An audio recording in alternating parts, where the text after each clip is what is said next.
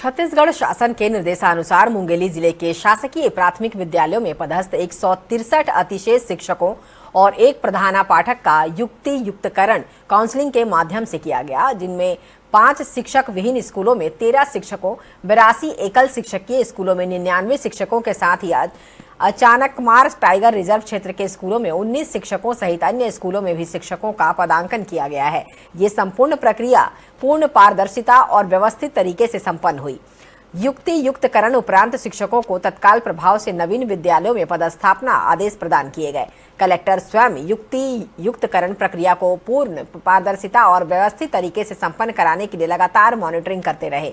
उन्होंने विकास खंड लोरमी के शासकीय प्राथमिक शाला रामहेपुर में पदस्थ रेखा शर्मा को युक्ति युक्तकरण के उपरांत शासकीय प्राथमिक शाला लपटी विकास खंड लोरमी में पदस्थापना हेतु प्रथम आदेश प्रदान किया। इसके साथ ही अचानक कमार क्षेत्र में पदांकित किए गए शिक्षकों को भी आदेश पत्र प्रदान कर शुभकामनाएं दी।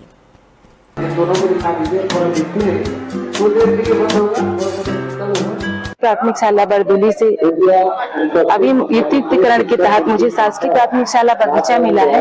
यह युक्तिकरण बहुत पारदर्शिता के साथ हुआ।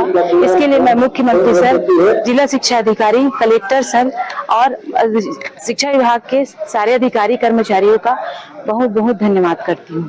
शाला कुटेली पारा में प्रदर्शित थी। अभी युक्तिकरण के तहत मुझे शासकीय प्राथमिक शाला बगीचा पारा मिला है और ये जो प्रक्रिया हुआ युक्तिकरण वो बहुत ही पारदर्शिता के साथ हुआ है।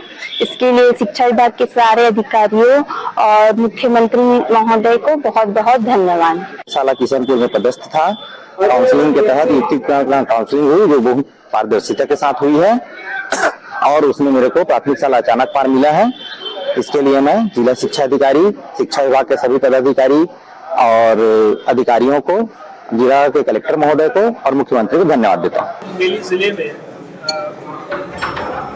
जो शिक्षा विभाग के जो गाइडलाइंस आए हैं उसके अनुसार जो है प्रधान पाठक और सहायक शिक्षकों का आज काउंसलिंग को पहला था। 2 दिन की काउंसलिंग है, आज और कल का है।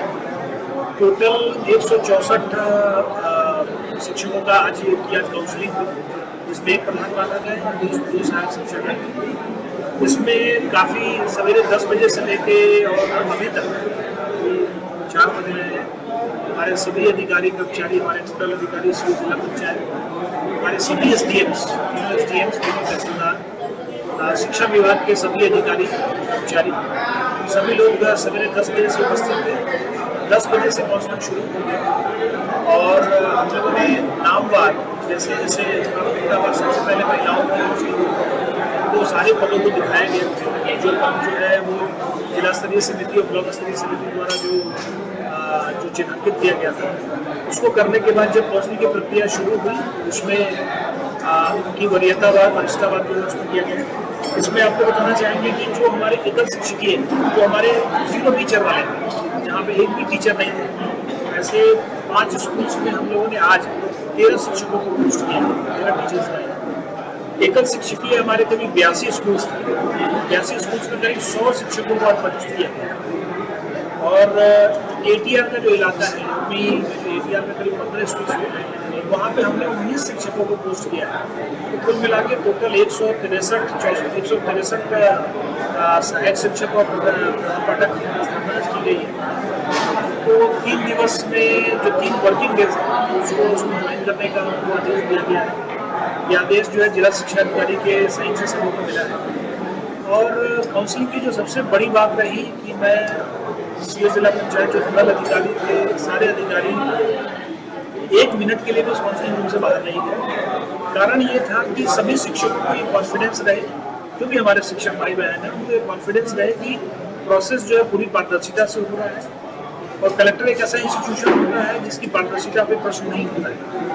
और माननीय मुख्यमंत्री जी के भी निर्देश थे और उनके जो गाइडलाइंस के अनुसार कि सबसे बड़ी जो चीज़ है वो ट्रांसपेरेंसी है, उसका पूरा पालन किया गया। एक स्कूल एक पोस्ट दिखाया गया और कुछ बातें जो है जो शिक्षकों की आई थी उसको हम लोगों ने, जो शिक्षक जो हमारे पास आए थे उनको हमने बोला कि आप लिखित में इसको दीजिए।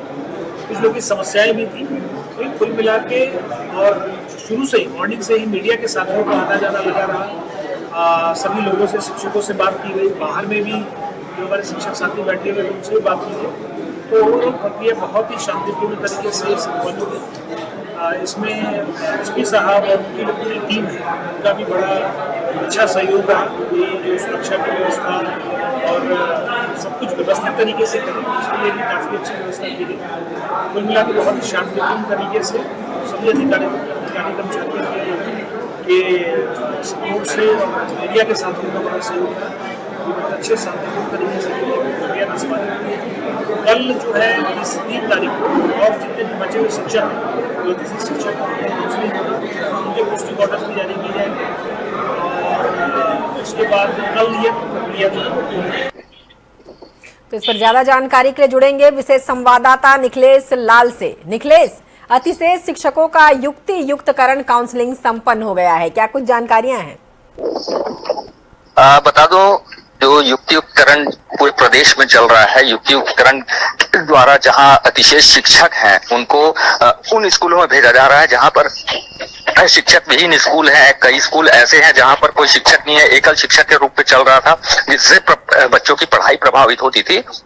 और बता दो कि शिक्षक विहीन स्कूलों में जहां कल जो हुआ है प्राइमरी स्कूल का युक्तियुक्तकरण किया गया है, जहां पर 163 अतिशेष शिक्षक, एक प्रधान पाठक, इनका युक्तियुक्तकरण हुआ है पूरी पारदर्शिता के साथ में। और प्रशासनिक जो तगड़ी व्यवस्था की गई थी, किसी प्रकार का विरोध न हो, क्योंकि कहीं ना कहीं जो संगठन है, जो शिक्षक संगठन है, वो कहीं ना कहीं विरोध पे आ रहे थे। उन्होंने मांग भी की थी कि युक्तियुक्तकरण के द्वारा कई पदों को जो है, शिक्षकों का जो पद है उससे समाप्त किया जा रहा है, इस प्रकार की बातें आ रही थी। उस विरोध को देखते हुए पूरे प्रदेश में और साथ ही मुंगेली में भी सख्त तगड़ी व्यवस्था की गई थी प्रशासनिक अमला और पूरी पारदर्शिता के साथ में कलेक्टर साहब के मॉनिटरिंग में। बता दूं कि कलेक्टर साहब पूरी युक्तियुक्तकरण प्रक्रिया में कलेक्टर साहब स्वयं मौजूद रहे, बकायदा वीडियोग्राफी के साथ में प्रशासनिक अमला भी रहा, जिसके द्वारा ये पूरा संपन्न कराया गया। जी, यानी अब ये माना जाए कि शिक्षा की गुणवत्ता में सुधार देखने को मिलेगा। बिल्कुल, कलेक्टर ने इस बात को कहा भी है कि युक्तियुक्तकरण का जो उद्देश्य है वो प्रतिस्थापना नहीं बल्कि शिक्षा व्यवस्था को अधिक संगठित और प्रभावशाली बनाना है। और उन्होंने यह भी कहा था कि शासन की इस नीति से शिक्षा के क्षेत्र में नवाचार को बल मिलेगा। जिस प्रकार से जहां पर हम लोग को देखने मिलता था कि कई ऐसे जो सुदूर क्षेत्र हैं, जैसे कि अचानकमार टाइगर रिजर्व जो वन ग्राम कहलाता है, और वहां के जो आदिवासी भाई हैं, उनके जो बच्चे हैं, वो कहीं ना कहीं शिक्षा से उनकी शिक्षा में प्रभावित होती थी, शिक्षक विहीन होने के कारण। एक लास्ट सवाल कि जो ये शिक्षक हैं वो खुद कितने सेटिस्फाइड नजर आए?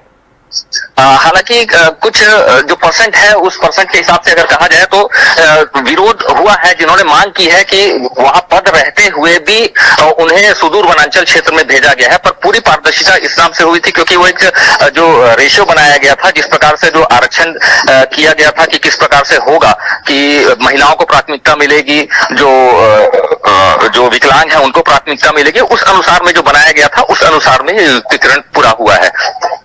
जी निखिलेश, तमाम जानकारियों के लिए आपका बहुत बहुत शुक्रिया।